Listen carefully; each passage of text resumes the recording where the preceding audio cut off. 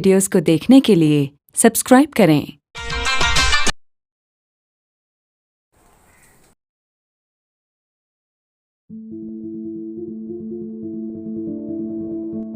Morning sir. Good morning. Good morning sir. जी good morning. एक minute. कल class हुआ था, कल वाला वीडियो हम भेज दिए थे, आप लोग देखा था? जी सर। यही ले रहे हैं, ठीक है। चलिए good morning sir. Good morning. एक काम कीजिए, आप लोग कल देखे होंगे, कल हम बोले थे कि आप लोग देख लीजिएगा कुछ टॉपिक, उसके बाद हम लोग टॉपिक में जाएंगे तो अच्छा रहेगा, है ना। अभी आप सब लोग हैं, सब लोग के पास सिलेबस है।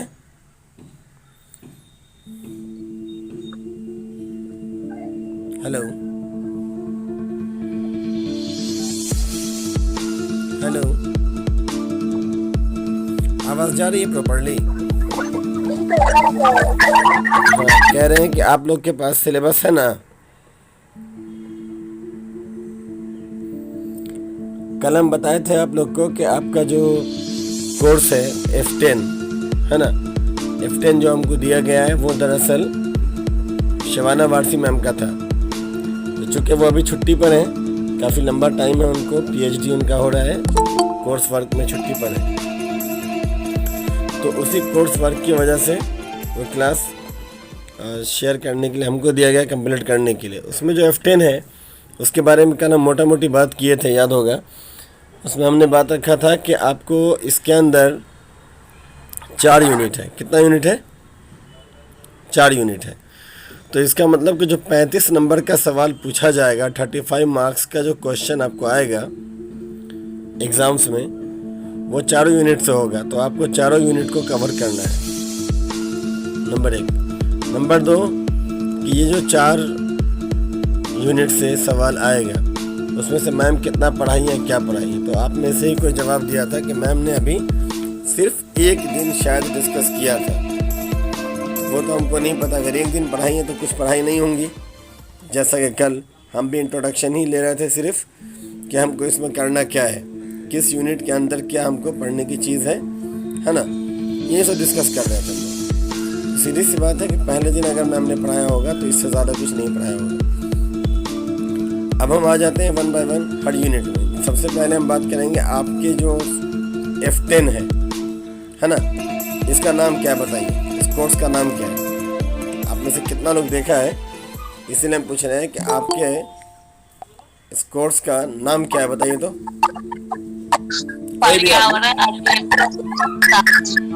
पर्यावरण अध्ययन और, हाँ बोलो। शास्त्र, शिक्षण शास्त्र, है ना। शिक्षण शास्त्र किसको कहते हैं? ये शिक्षण शास्त्र जो वर्ड है, ये तो हर सब्जेक्ट में बताया गया होगा।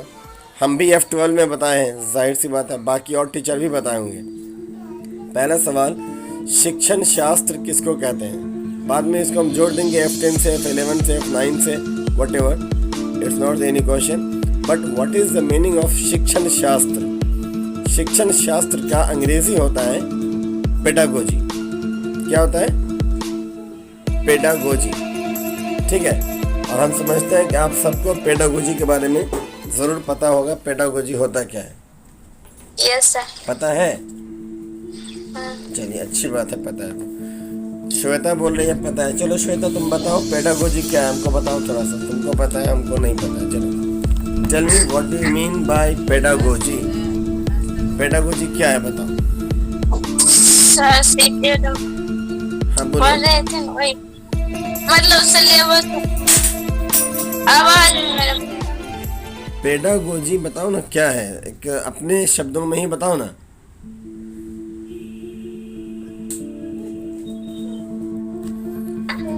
चलिए श्वेता नहीं बोल रही, बाकी अदर शिव बोलिए, दीपक, रुक्मिनी, अंजलि, प्रतिभा, गुलबाज, प्रवीण, जो भी हैं, वॉट एवर, बताइए क्या मतलब होगा पेडागोजी का मतलब? शिक्षण शास्त्र हिंदी है और शिक्षण शास्त्र का अंग्रेजी होता है पेडागोजी। ठीक है, इतना कंफर्म?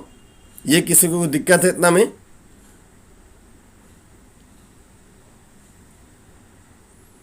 हेलो, अभी जो हम बोल रहे हैं शिक्षण सर शास्त्र, शिक्षा और उससे संबंधित जो रहेगा। चलो शिक्षा और उससे अध्ययन। संबंधित जो भी रहेगा, सबसे पहले हम बोल रहे हैं कि अभी हमने कहा, अभी जो हम बोले हैं कि शिक्षण शास्त्र हिंदी है और शिक्षण शास्त्र का अंग्रेजी होता है पेडागोजी। ठीक है, शिक्षण शास्त्र का अंग्रेजी होता है पेडागोजी। तो पहले ये बताओ, इतना समझने में किसी को दिक्कत है कि पेडागोजी जिसको अंग्रेजी में बोल रहे हैं वही चीज़ हिंदी में शिक्षण शास्त्र कहलाती है? यहाँ तो कोई दिक्कत नहीं होगा, किसी को दिक्कत नहीं होगा? यहाँ भी दिक्कत है? हाँ सर। हाँ, तो जितना सवाल करें उतना ही का जवाब दो। सबसे पहली चीज़ अभी हम बोले कि जो तुम्हारा शिक्षण शास्त्र है पर्यावरण को लेकर के है, वो हम बात करेंगे पर्यावरण की भी, है ना। देखो, पढ़ाई करो तो कायदे से होनी चाहिए, हर एक एस्पेक्ट जो उसका उद्देश्य है वो चीज़ होना चाहिए। अनलेस झूठ मूठ का मतलब बस टाइम पूरा कर दिया जाए ख़त्म, वो एटलीस्ट हम कोशिश करते हैं ऐसा नहीं करें। अब अगर नहीं कर पाए हम अपने से जो चाह रहे हैं तब तो एक अलग सी बात है, लेकिन मेरी कोशिश होती है कि एटलीस्ट हम जो करना चाह रहे हैं वो करें। ठीक है ना, इसलिए हम तुमसे सवाल कर रहे हैं कि सीधा सा टॉपिक है, शिक्षण शास्त्र हर विषय में जुड़ेगा। कोई भी सब्जेक्ट ऐसा तुम्हारा बीएड के अंदर या डीएड के अंदर नहीं है, न सिर्फ डीएलएड की बात कर रहे हैं, बीएड की भी बात कर रहे हैं, एमएड की भी बात कर रहे हैं।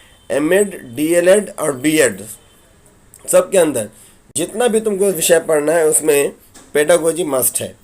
तुमको जानना होगा what is the meaning of the pedagogy, at least pedagogy को समझना ज़रूरी होगा। इसीलिए हर के साथ शिक्षण शास्त्र लगा हुआ है। अगर 2 मिनट के लिए हम तुमको रिमाइंड करें, रिमाइंड करना होता है बैक जाके सोचो थोड़ा, तो तुमको याद होगा क्लास 10th में पढ़ी होगी, क्लास 9th पढ़े होगे, तो 9, 10 या जो भी क्लासेस पढ़ा होगा पहले का, उससे आपको याद आ जाएगा। आपने पढ़ा होगा रसायन शास्त्र, पढ़ा होगा भौतिक शास्त्र, ठीक है, इस तरीके से आपने पढ़ा होगा। जीव विज्ञान पढ़ा होगा, तो वहाँ तो चलो जीव विज्ञान है तो शास्त्र नहीं लगा हुआ है ना। लेकिन जब हम भौतिक शास्त्र की बात कर रहे हैं तो शास्त्र लगा है, जब हम रसायन शास्त्र की बात कर रहे हैं तो वहाँ भी शास्त्र लगा है। और अगर सीधे सीधे किसी से बोलेंगे शास्त्र क्या है, सीधे शब्दों में बोलेंगे शास्त्र क्या है, तो आम आदमी जो जवाब तुमको देगा शास्त्र के बदले में, उसका जवाब होगा शास्त्र धर्म ग्रंथ को बोलते हैं। जबकि सबसे पहली चीज़, शास्त्र एक अलग चीज़ है और धर्म ग्रंथ एक अलग चीज़ है। आम बोलचाल की भाषा में लोग बोल देता है, बहुत सारी चीज़ गलत चीज़ को भी बोल देते हैं। तो इस चीज़ को कंसेप्ट में डाल लो कि जब भी कहीं बोला जाए शास्त्र, तो शास्त्र का मतलब सबसे पहली चीज़ धर्म शास्त्र नहीं है। धर्म शास्त्र बोलेंगे तो धर्म शास्त्र है ना। यानी अगर रसायन शास्त्र बोले हैं तो क्या वो धर्म शास्त्र हो जाएगा? नहीं होगा। भौतिक शास्त्र बोले हैं तो क्या वो धर्म शास्त्र हो जाएगा? नहीं होगा। तो अगर सिर्फ शास्त्र बोले हैं तो वो धर्म शास्त्र कैसे हो जाएगा? जिसमें शास्त्र लगाएंगे वो चीज़ होगा। अब शास्त्र जो होता है, वर्ड इसका उत्पत्ति हुआ है शस्त्र से, और शस्त्र को हम बोलचाल की भाषा में औजार बोलते हैं, हथियार बोलते हैं। मतलब एक आदमी अपनी सुरक्षा के लिए हथियार का इस्तेमाल करता है, अपने बचाव के लिए इस्तेमाल करता है। अगर हम भौतिकी की बात कर रहे हों यानी फिजिक्स की, तो what is the meaning of the physics? Physics के बारे में हम जानते हैं कि फिजिक्स, अगर हम चूँकि फिजिक्स यहाँ पे पढ़ नहीं रहे, लेकिन एक सिंपल से अर्थ में बात कर रहे हैं। Whenever we talk about the physics, what is the word physics have the meaning its, what is its original meaning? Origin क्या है इसका? तो हम कहते हैं the study of natural sciences, है ना। यानी वो साइंस जो नेचर के बारे में बताएगा, प्रकृति के बारे में बताएगा, वो नेचुरल साइंस है। अगर वहीं पर केमिस्ट्री की बात करेंगे तो जो केमिकल के बारे में बताएगा, जो केमिकल के बारे में बताएगा, यानी कि केमिकल्स के बारे में हमको इन्फॉर्मेशन देगा, तो वो तुम्हारा केमिस्ट्री होता है। इसी तरीके से अगर धर्म के बारे में बात करेगा तो वो धर्मशास्त्र हो जाएगा। और इसी तरीके से अगर हम सीधे शिक्षण शास्त्र बोल रहे हैं तो शिक्षण इज व्हाट?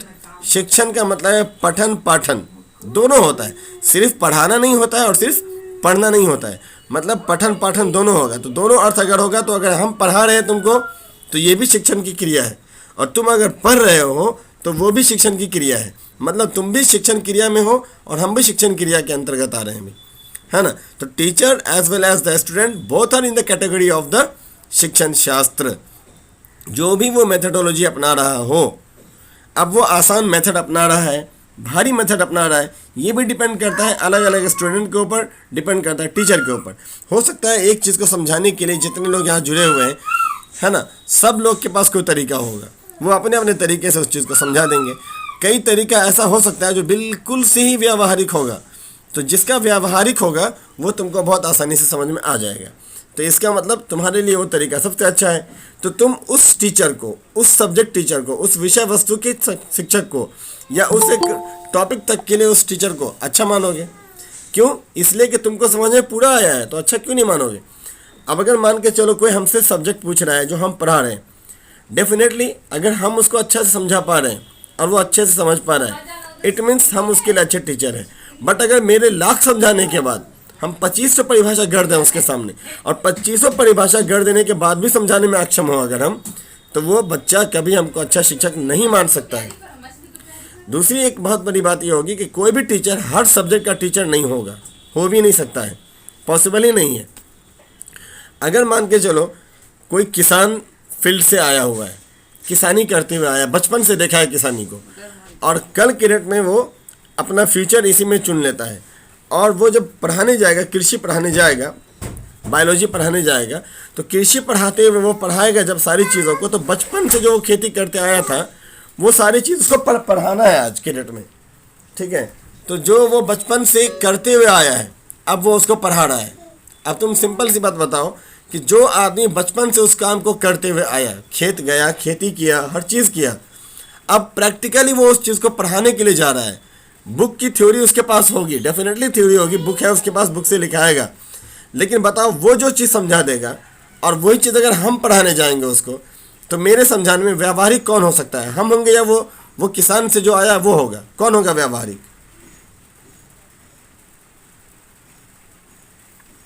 एक सवाल किया आप लोग से, जवाब दो। सर आप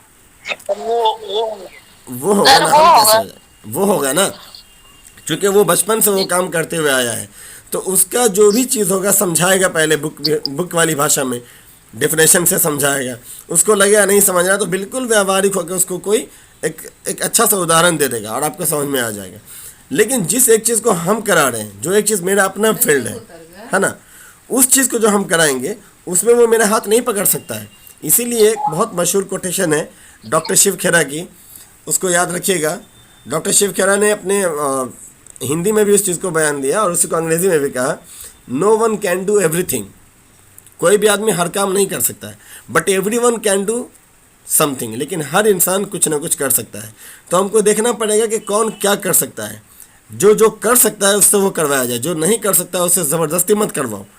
तो जो कर सकता है वो अपनी दिल से करेगा, बाय हार्ट करेगा, उसके वर्क में एक आर्ट दिखेगा।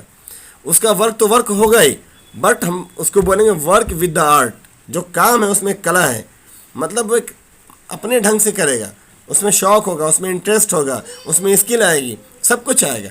तो इसीलिए जब भी हमको कोई चीज़ का रिजल्ट चाहिए, देन अब जैसे देखो कुछ क्वेश्चंस होता है, जैसे हम 1-2 क्वेश्चन कर रहे हैं अभी, हालांकि वो तुम्हारे क्लास का नहीं है, बिल्कुल नहीं है, लेकिन जानना चाहिए, इसलिए हम सवाल कर रहे हैं। मान के चलो अक्सर बहुत सारे बच्चे हैं जो बीपीएससी की तैयारी करते हैं, यूपीएससी की तैयारी करते हैं, उनके बीच एक कॉमन सवाल आता है अक्सर, क्योंकि कोई भी जो बच्चा होता है जो तैयारी कर रहा है तो वो पहला माइंड ये सेट करता है कि हमको अगर ये चीज़ क्रैक करना है, नंबर 1, तो वो क्रैक करने के लिए उस सब्जेक्ट के टीचर के पास जाता है। लेकिन कोई भी टीचर जो सब्जेक्ट टीचर होगा वो किसी एक स्पेसिफिक सब्जेक्ट का ही टीचर होगा। अगर बड़े बड़े इंस्टीट्यूट्स की बात हम कर लें, जैसे कि IAS इंस्टीट्यूट्स बहुत सारे हैं जो खोले हुए, जैसे आस्था करके खोला हुआ है, दृष्टि करके खोला हुआ है, इन लोगों को देखो, उसमें भी अगर तुम चले जाओ, विकास दिव्य कीर्ति है जिनका दृष्टि है, उनके बारे में हम बात करें अगर, तो उनका SST है, तो वो आदमी SST के बारे में बहुत अच्छा बता पाएंगे। लेकिन हाँ, एक चीज़ और ज़रूरी है, अगर वो SST के बारे में बहुत अच्छा बता पाएंगे तो ये नहीं कह सकते हैं कि साइंस के बारे में भी बहुत अच्छा बताएंगे। लेकिन कहने का मतलब ये है कि प्रोसीजर जो होता है किसी भी विषय वस्तु का, वो एक तरीके से ही आता है। जैसे आंसर राइटिंग कैसे करना है, आंसर राइटिंग अच्छी होनी चाहिए। अच्छी आंसर राइटिंग के लिए कोई भी सब्जेक्ट का बंदा होगा उसको जानना पड़ेगा अच्छी राइटिंग कैसी है। अच्छी राइटिंग कैसे, तो यही जानेगा कि उसकी कॉपी जो चेक कर रहा है उसको अच्छा लगे। उसकी कॉपी चेक कौन करेगा? जो IAS रिटायर्ड होगा, जो कोई प्रोफेसर रिटायर्ड होगा, जो 65-70 ईयर्स एज का आदमी होगा। वो तुम्हारा पूरा भाषण पढ़ के खुश होने के लिए नहीं आया, नेताजी का भाषण सुनने नहीं आया है। तो वो कम वर्ड्स के अंदर आपके उस स्किल को खोजना चाहेगा, जिसकी वजह से वो कहीं ना कहीं हम लोग उसको एक वर्ड यूज़ करते हैं, हुक पॉइंट। एक वर्ड होता है जिसको यूज़ किया जाता है हुक पॉइंट, और हुक पॉइंट को हम लोग यूज़ करते हैं मीडिया जगत में। मीडिया जगत में हुक पॉइंट क्या होता है? बॉलीवुड के अंदर भी, हॉलीवुड के अंदर भी हुक पॉइंट चलता है। And what is the question is hook point. तो हुक से जो लगता है टांगने का काम होता है, बिल्कुल वही है। हुक पॉइंट का मतलब होता है जब आप मूवी देखने जाते हैं। हम एक एग्जांपल दे रहे हैं तुमको। क्या नाम है, आमिर खान की फिल्म आई थी गजनी, देखा था किसी ने? आमिर खान की मूवी आई थी गजनी, देखा था किसी ने? कोई नहीं देखा था,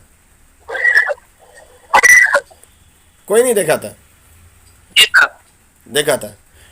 चलो तुम लोग देखे तो क्या देखे नहीं मालूम, हम देखा था जब, तो हम भी देखा था उस मूवी को। जब स्टार्ट होता है मूवी जहाँ से, तो मेरा माइंड खुद काम नहीं कर रहा था कि कर क्या रहा है ये। मतलब ऑटो में बैठ रहा है, डायरी निकाल रहा है, फिर कुछ पढ़ रहा है, फिर कुछ इंस्ट्रक्ट कर रहा है, इस तरीके से। एक्चुअल में वो 15 मिनट में जो भूल जाता है उसको दिखा रहा है वहाँ पर कि भूल जाता है। एग्जैक्टली ऐसा दिखाया कि आप कंफ्यूज हो जाओगे कर क्या रहा है ना। और एक उस एटीट्यूड में जैसा लग रहा है क्रिमिनल हो वो। लेकिन जब बाद में आप आधी फिल्म देख लेते हैं, वो अटका रहा है कि आप ये जान रहे हैं ही इज़ हीरो, तो आप सोचते हैं वो निगेटिव तो नहीं होगा, तो आप हीरो मान लिए, निगेटिव नहीं है, एक चीज़। दूसरी बात, निगेटिव जैसा दिख रहा है वो, सोचोगे आप अब होगा क्या। तो इस तरीके से जब ये चीज़ होता है तो आपको अटका देता है। दर्शक को वो अटकाया है कि तुम सोचो आगे क्या होगा। जब इंटरमिशन, जब भी किसी भी मूवी में इंटरमिशन आएगा तो एक भयानक जगह पर जाके रोकेगा। जैसे मान के चलो इस तरह का सीन होगा कि गोली शूट हो गई, सामने हीरो है, गोली लग जाएगी, गोली चल चुकी है, कोई बचने का रास्ता नहीं, आपको अब क्या होगा। और अचानक से कुछ ऐसा हैपनिंग हो जाएगा जिससे बच जाएगा वो, लेकिन वो कब होगा? आफ्टर इंटरवल होगा। तो इस चीज़ को हम हुक पॉइंट कहते हैं। मतलब बच्चों के अंदर भी, पढ़ाने के अंदर भी ये कला होनी चाहिए कि जब टीचर पढ़ा रहा है तो बच्चे को ये लगे कि अब इसके आगे क्या, वो एक इमेजिनेशन तक आ जाए कि सोचना पड़े उसको। जब आप इस तरीके से कोई चीज़ को पढ़ते हैं, देन इट विल बी रिजल्टफुल, वो रिजल्ट दे के ही जाएगा।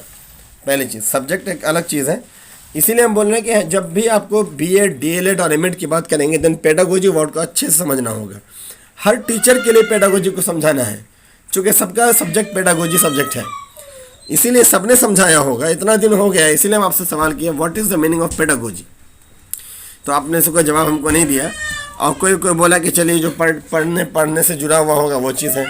बट हम कह रहे हैं सरल भाषा में हमको समझा दो। अगर हम BEd के टीचर ना हो, हम DLEd के टीचर ना हो, हम आम आदमी हैं मान लो, तो हम कैसे समझे कि पेडागोजी क्या है? जो तुम समझ सको उस हिसाब से हमको समझा दो पेडागोजी क्या है, ये पूछ रहे हैं। ठीक है, कोई बताइए, कोई तो बताओ पेडागोजी क्या होगा। चलो हम थोड़ा सा समझा दे रहे हैं, ठीक है ना। पेडागोजी को हम बोलते हैं द मेथड, वो तरीका है, वो विधि है। मेथड का मतलब क्या होता है? तरीका होता है ना। The method and the practice of teaching, यानी कि पढ़ाने का, टीचिंग तो पढ़ाना होता है, और उसको पढ़ाने का जो मेथड है, जो भी या जो चीज़ आप प्रैक्टिस में ला रहे हो एज एन एकेडमिक सब्जेक्ट, यानी कि वो आपके क्लास से, वो आपके सिलेबस से हो। ये नहीं कि बाहरी चीज़ पढ़ा दीजिए कुछ, मतलब आपको कुछ भी अच्छा आ रहा है आप पढ़ाने लगिए। आप कहेगा देखो भाई, अगर हमको दुकान में सामान बेचना है तो हम सामान को कैसे रखेंगे ये बताना शुरू कीजिए। अब वो बच्चा जो आपसे पढ़ रहा है वो दुकान चलाएगा ही नहीं, तो दुकान के सामान को अरेंज करना वो सीख के क्या करेगा? उसके काम का तो नहीं है वो, ठीक है। तो इस तरह की चीज़ हम नहीं पढ़ाएंगे, इसीलिए एकेडमिक जोड़ा जाता है। The method and the practices of teaching as an academic subject और द थ्योरेटिकल कंसेप्ट, या उससे संबंधित जो थ्योरी है उसका कंसेप्ट दीजिए, उसको सिद्धांत बताइए, उसको समझ सके वो, ये चीज़। या आप दूसरे वर्ड में कह सकते हैं कि इट इज़ द डिसिप्लिन, ये डिसिप्लिन है। डिसिप्लिन क्या होता है? हम लोग घर में रहते हैं तो हर चीज़ का डिसिप्लिन है। पापा के साथ कैसे रहना है, मम्मी के पास कैसे रहना है, ब्रदर है तो कैसे रहना है, अगर मान के चलिए आपका कोई फ्रेंड है दिन कैसे रहना है। सबके साथ एक एटीट्यूड नहीं है, हंसी मजाक पापा से नहीं होगा, लेकिन फ्रेंड है तो उसके सामने रिस्पेक्ट कितना कीजिएगा, पॉसिबल नहीं है। देन आपको अपने नेचुरल फॉर्म में आना होगा। दोस्त है तो दोस्ती में रहिए, फादर है दिन रिस्पेक्ट में रहिए। तो डिसिप्लिन होता है एक चीज़। कहा जाता है इसके बारे में, पेडागोजी के बारे में, कि इट इज़ द डिसिप्लिन। क्या ये डिसिप्लिन है which deals with the theory and the practice of teaching, जो बताता है थ्योरी के बारे में और प्रैक्टिस ऑफ टीचिंग के बारे में। क्या हुआ? और थ्योरी ऑफ टीचिंग के बारे में बताता है। ठीक है, चलो अच्छा आ जाओ गोद में आ जाओ। हाँ क्या है बोलो। ठीक है, इसीलिए क्या है, the study of teaching method including the aim of the education and the ways in which goals may be achieved. Goal क्या होता है? जो आपका एक टारगेट होता है। जब भी आप कोई काम करते हैं, आप बीएड में या डीएलएड में एडमिशन लिए हैं तो आपका गोल क्या है? To become a teacher, teacher बनना है। और टीचर अगर बनना है तो टीचर बनने के बाद मान लीजिए सारा विषय है, F1 है, F2 है, F12 है, सब है, सबको पास करना है। फिर आपका S1 है, S2 है, सब है, उसको ही पास करना। पास करना एक चीज़ है, लेकिन पास करने के बाद, पास तो कर लीजिएगा, पास करने के बाद का काम क्या है? पास करके क्या करना होगा? आप किसी न किसी सब्जेक्ट को पढ़ाने वाले टीचर बनेंगे। और जब आप टीचर होंगे देन आपको क्या करना है? उस चीज़ को पढ़ाना है स्कूल के अंदर, है ना। या आप अगर कॉलेज में हैं तो पढ़ाना है कॉलेज के बच्चों को, यानी कि आपको पढ़ाना ही है। तो सबसे पहली चीज़ जो कॉमन आएगी किसी भी सब्जेक्ट के टीचर में, मैथ पढ़ाने वाला हो कि साइंस पढ़ाने वाला होगा, एसएसटी पढ़ाने वाला होगा, ये इश्यू अलग इश्यू है, लेकिन उसको बच्चे को कम से कम कंसेप्ट को समझाना ज़रूर पड़ेगा। और जब तक आप उस चीज़ को समझा पाने की दक्षता नहीं रखते हैं देन आपका जो बच्चा है वो आपका अच्छा टीचर नहीं मानेगा। कंटेंट बहुत, आप अगर यूपीएससी बीपीएससी का रिजल्ट कभी चेक कीजिएगा, आपको यूपीएससी बीपीएससी पे क्यों चले जा रहे हैं? यूपीएससी बीपीएससी पे इसलिए बोल रहे हैं कि वो एग्जाम्पल आपको समझ में आसानी से आएगा और कोई वजह नहीं है। ठीक है, यूपीएससी बीपीएससी में हर साल क्या होता है, काफ़ी वैसे स्टूडेंट जो कई सालों से मेहनत कर रहे हैं, 4 साल 5 साल 6 साल, कई तो 10-10 साल से मेहनत कर रहे हैं, and that after they have a great knowledge बहुत अच्छा हो गया है, लेकिन उनका रिजल्ट नहीं क्लियर हो पाता है। पीटी निकाल लेते हैं, वो मेंस में छट जाते हैं। अब सोचो क्यों छटते हैं? उनके पास क्वांटिटी बहुत है लिखने की, सारी चीज़ को लिखते हैं, but they don't present themselves. उनका जो आंसर है, जो राइटिंग के अंदर आया है, वो सामने वाले एग्जामिनर को जो ऑब्जर्व कर रहा है, उसको जो उसके कॉपी चेकआउट कर रहा है, उसको कहीं ना कहीं अट्रैक्ट नहीं कर पाता है। अट्रैक्ट नहीं कर पाने का मतलब वो एवरेज नंबर दे के निकल जाता है। क्वांटिटी है उसके अंदर। सवाल ये है कि अगर हम यहाँ से पहले दिल्ली पहुँचेंगे ट्रेन से, उसके बाद ही मेट्रो लेना है ना।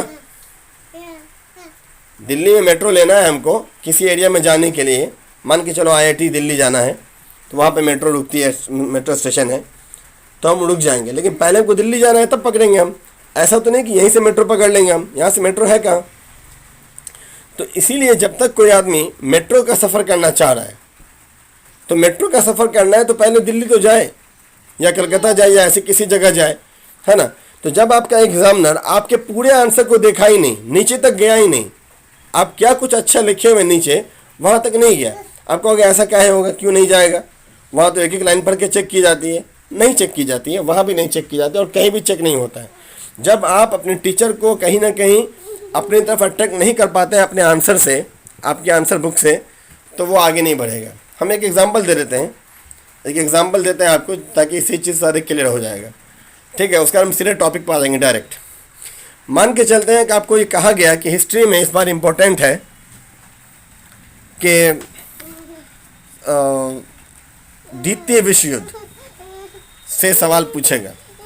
ठीक है, मान लेते हैं आपको कहा गया है कि द्वितीय विश्व युद्ध से सवाल पूछेगा, ये क्या? ठीक है, तो आप क्या कीजिएगा, द्वितीय विश्व युद्ध का अच्छे से पढ़िएगा या नहीं पढ़िएगा? पढ़िएगा। आपने पढ़ लिया और आपसे सवाल आया, द्वितीय विश्व युद्ध से सवाल आया भी, लेकिन सवाल क्या आया? सवाल ऐसा आया, आपको सवाल में ये पूछा गया कि अगर आप द्वितीय विश्व युद्ध में किसी देश की तरफ से नेतृत्व कर रहे होते तो आपकी क्या भूमिका होती? तो आपकी क्या भूमिका होती? मतलब जो द्वितीय विश्व युद्ध हुआ जिसमें 2 गुट बने, उस एक गुट का नेतृत्व आप कर रहे होते तो क्या करते? तो आप सीधे सीधे पूरा द्वितीय विश्व युद्ध को लिख देंगे तो आपको आंसर नहीं मिलेगा। एग्जामिनर आपका वो स्किल दूसरा चीज़ चेक करना चाह रहा है। अब अक्सर इसे बच्चा क्या करता है, बैलेंस नहीं कर पाएगा। उसको क्वांटिटी नॉलेज पूरा है तो खूब अच्छा लिख देगा, वो पूरा द्वितीय विश्व युद्ध का पूरा खाका खींच देगा, लेकिन एग्जामिनर ने वो मांगा ही नहीं है। इसीलिए क्या होता है कि एग्जामिनर जो आपसे मांग रहा है आपको वो देना था तो आपने वो नहीं दिया।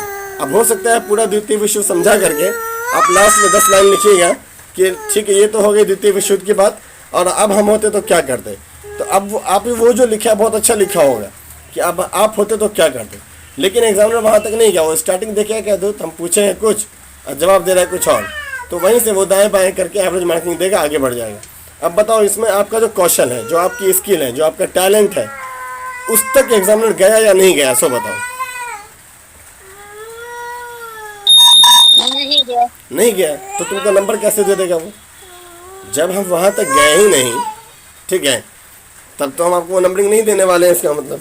तो दिस इज़ द क्वेश्चन जो अक्सर फेलियर्स के बीच जो काम करता है, एक अच्छे स्टूडेंट और उनके फेलियर हिस्ट्री के पीछे का जो रीज़न होता है वो यही होता है कि वो शायद एग्जामिनर्स को वो चीज़ नहीं दे पाया जो उसको जिस वक्त देना था, ठीक है। तो इसलिए जब हम आंसर करते हैं या एज ए सब्जेक्ट टीचर, हम किसी भी विषय के स्टूडेंट या टीचर जो भी बने, तो हमको ये समझना पड़ेगा कि सब्जेक्ट को सामने वाले को समझाने की कला क्या होगी। इसको हम आर्ट बोलेंगे। इसीलिए हमने पहले ही कहा कि जब आप उस काम को अच्छे ढंग से कर लेंगे तो वो आपका आर्ट होगा, ठीक है। उसको हम आर्ट माना जाएगा, आर्ट मानेंगे, लेकिन उसी एक काम को आप ऐसे करेंगे कि आपने आंसर तो दे दिया है, लेकिन उसको आर्ट इसलिए नहीं माना जा सकता है क्योंकि आपके उस चीज़ को आपका स्टूडेंट समझ नहीं पाया ठीक से, ठीक है। तो अब आप ये पेडागोजी के बारे में ये बोले कि पेडागोजी एक तरीका है, मेथड है, प्रैक्टिसेस है जो आपको ये बताता है कि आप कोई काम को कैसे करेंगे, ठीक है। कि अगर आप इस तरीके से अपने आंसर तक पहुंचते हैं जिस तरीके से आपसे एग्जामिनर चाह रहा है, देन आपका वो जो रिज़ल्ट होगा वो आपको कम वर्ड में भी ज़्यादा नंबर दिला देगा। नहीं तो क्या होता है, बहुत ज़्यादा लिख करके अक्सर लोग क्या होता है वर्ड का लिमिट नापते रहते हैं कि ये आंसर इतने नंबर का है, इतना वर्ड में चाहिए। वो भी ज़रूरी है, वो ज़रूरी नहीं है ऐसा नहीं है, ज़रूरी है, लेकिन आपका आंसर स्टार्टिंग जो हो वो हुक से होना चाहिए।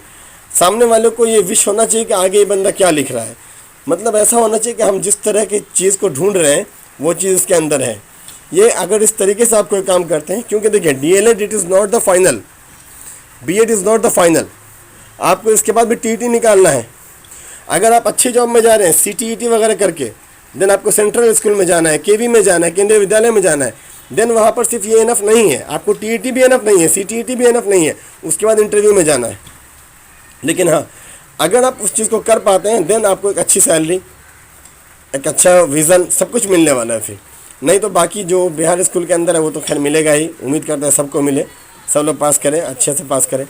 अब आते हैं ये पेडागोजी का अर्थ होता है। अब हमारा सब्जेक्ट क्या था, पेडागोजी, लेकिन उसके पहले था इन्वायरमेंटल स्टडीज़, है ना, इन्वायरमेंट था ना हमारा, पर्यावरण था ना, हमारा सब्जेक्ट क्या था, पर्यावरण। तो बताओ पर्यावरण होता क्या है। पर्यावरण के बारे में तो आप 9, 10 हर क्लास में पढ़ते हुए आए हैं, तो एटलीस्ट हमको पर्यावरण के बारे में आप में से कोई आदमी बताइए पर्यावरण से आप क्या समझते हैं अब तक जो जानते होंगे। सही बताओ गलत बताओ वो इश्यू नहीं, लेकिन कुछ ना कुछ बोलो, फिर हम बोलेंगे इसके बारे में। हमारे चारों ओर जितने भी जैव अजैव संसाधन है सब पर्यावरण के अंतर्गत आते हैं। हमारे चारों तरफ जितना भी जैव अजैव संसाधन है सब पर्यावरण के अंतर्गत। और कोई बोलिए। जैसे वायु, पेड़ पौधे, प्रणाली। हाँ ठीक है, वो सब है पर्यावरण। चलो, और उसके अलावा हमारे आसपास के वातावरण को पर्यावरण कहते हैं। अच्छा, कल हम कुछ बोले थे, याद होगा, कल तुम लोग थे क्लास में? मैं नहीं थी सर। नहीं थे। जितने लोग अभी हैं इसमें कोई नहीं था? कई लोग रहे होंगे ना, जो अभी हैं इसमें से कई लोग रहे होंगे कल।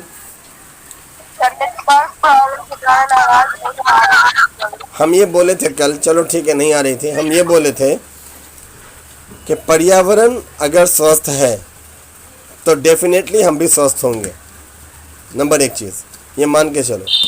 और दूसरा, अगर पर्यावरण स्वस्थ नहीं है तो इसका मतलब हम भी स्वस्थ नहीं होंगे। ये आपको 100% कोई चीज़ दुनिया में, कोई भी चीज़ 100% नहीं है, कोई भी चीज़ 100% नहीं है दुनिया में, कोई भी चीज़ 100% नहीं है, ये बात याद रखो। तो कोई भी जो बात बोली जा रही है 100% के लिए वैलिड, आप मान के चलो कि बहुत अच्छा इन्वायरमेंट है मेरे चारों तरफ, मान लिया, लेकिन बहुत अच्छा इन्वायरमेंट अगर है तो हम हमेशा अच्छे रहेंगे ज़रूरी नहीं है। अब मान के चलो कोई ऐसा बच्चा है जिसकी माँ HIV पॉजिटिव हो, तो वो बच्चा जब पैदा होगा तो ऑलरेडी HIV पॉजिटिव वो होगा ही होगा, या नहीं होगा, सो बताओ। ठीक है, तो जब वो बच्चा HIV पॉजिटिव होगा, उसके HIV पॉजिटिव होने के पीछे सोसाइटी कारण नहीं है, उसका समाज से जाके वो नहीं ले लिया है, बाय बर्थ आया है। ठीक है, लेकिन इसका मतलब ये नहीं कि जितना बच्चा पैदा होगा सब HIV पॉजिटिव होगा, ऐसा कभी नहीं है। बाकी कोई बच्चा HIV पॉजिटिव नहीं होगा। अब उसको तुम कितने अच्छे माहौल में भी रख दो, लगातार AC के घर में रखे रहो, कहीं नहीं निकले, कहीं नहीं आए ना कहीं जाए, लेकिन HIV पॉजिटिव तो वो है, बाय बर्थ है। इसीलिए हम कहें वो एक चीज़ है, लेकिन ऐसा बहुत रेयर परसेंट मिलेगा, बहुत कम मिलेगा, ऐसा है कि नहीं। लेकिन अगर मान के चलो मेरे चारों तरफ जहाँ हम रहते हो पूरी गंदगी गंदगी है, कूड़े का ढेर है, कचरे का ढेर है, पूरा गंदगी है, मान लेते हैं, तो कहीं ना कहीं किसी भी तरह की बीमारी आएगी तो उसका खामियाजा आपको भुगतना पड़ेगा। अभी जो कोविड-19 आई, कोविड-19 में कहा गया ना कि चलो आप मास्क लगाओ, कहा गया आप हर घड़ी सैनिटाइजर्स का इस्तेमाल करो, कहा गया आप 2 गज की दूरी बना करके रखो। क्यों कहा गया? मतलब तुम जिस ऑटो में बैठो या जिस बस में बैठो या जिस ट्रेन में बैठो, क्या सब आदमी गंदा ही बैठता है? ऐसा तो नहीं है। सब रोग वाला ही होगा, ऐसा भी नहीं है। ठीक है ना, ऐसा नहीं है। हो सकता है हमसे बहुत अच्छे घर से कोई आदमी होगा, हमसे ज़्यादा अच्छे घर से कोई आदमी होगा, हमसे भी ज़्यादा साफ़ सुथरा होगा, तब भी कहा गया सोशल डिस्टेंस बना के रखो। क्योंकि अगर हमसे ज़्यादा अच्छा वो है तो उसको हमसे दिक्कत होगा कि भाई ये तो हमसे कम अच्छा है, गंदा लग रहा है, सही नहीं है, पता नहीं क्या होगा क्या नहीं होगा, एक डर उसके माइंड में बनेगा ना। लेकिन इसी तरीके से अगर कोई कम अच्छा है, गंदा ज़्यादा है, वो मेरे हिसाब से हमको लग रहा है, तो मेरे अंदर वो डर होगा, पता नहीं इसके पास क्या होगा क्या नहीं होगा, होगा ना। लेकिन तुमको एक और एग्जांपल दे देते हैं, कुछ दिन पहले की बात है। डेंगू से अक्सर बहुत सारे घर में डेंगू हो जाता है, बहुत सारे लोगों को, लोग जल्दी मरता नहीं डेंगू से, बहुत कम रेशियो है। यशराज जैसा आदमी, इतना बड़ा आदमी, डायरेक्टर यशराज, वो मर गया डेंगू से। बताओ उसके घर में क्या चीज़ कमी है, क्या नहीं होगा उसके पास, फिर भी मर गया।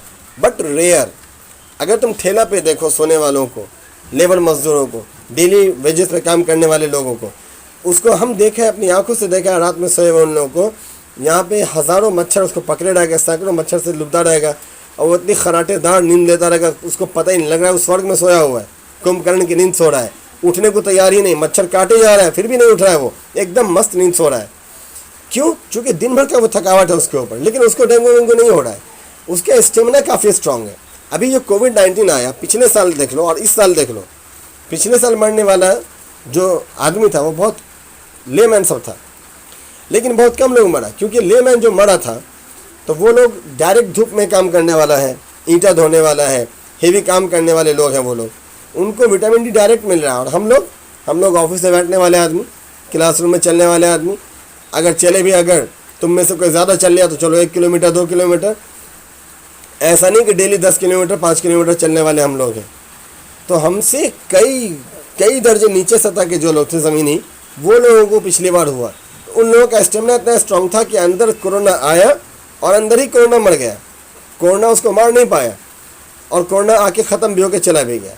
अब जो कोरोना फैल गया, मेन कॉज क्या हुआ? मेन कॉज ये हुआ कि जब तक गवर्नमेंट की गाइडलाइन रही कोरोना को लेकर के, कोविड को लेकर के, कि जो भी बाहर के लोग आ रहे हैं उनको भाई ये कर दो, सेपरेट करो, किया गया सेपरेट।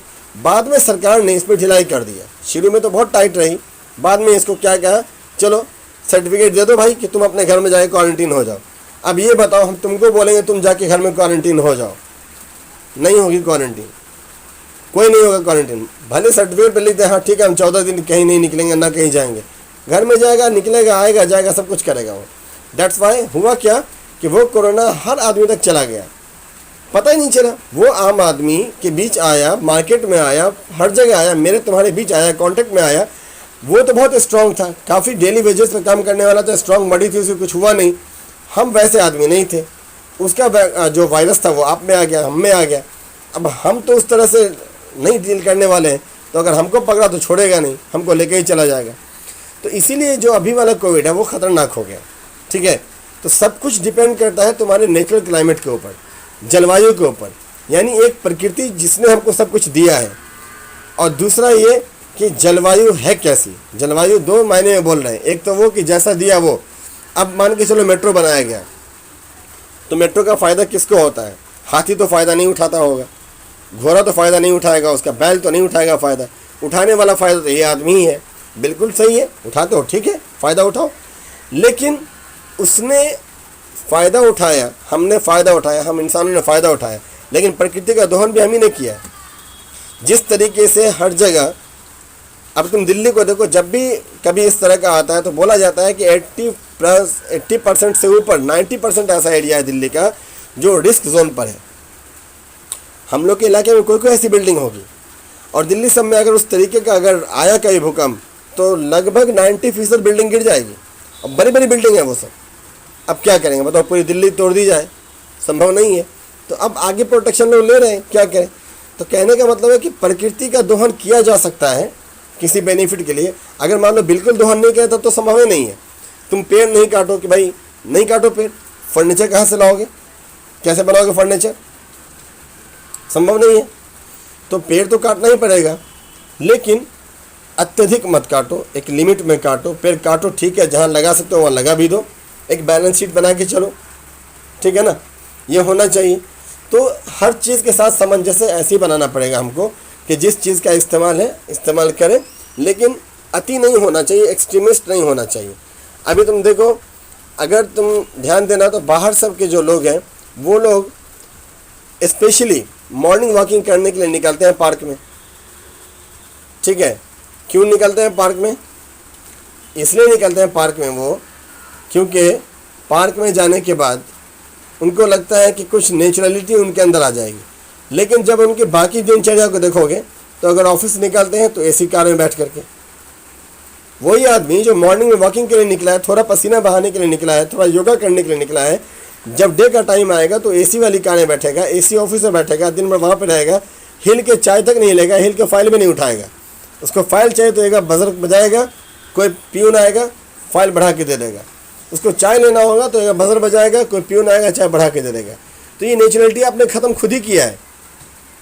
थोड़े मोड़े काम आपको खुद से करने होंगे, आप भले जिस पोस्ट पर रहो कोई इश्यू नहीं है, लेकिन आपने बिल्कुल नेचुरलिटी को ख़त्म किया कि हम बिल्कुल कुछ भी नहीं करेंगे।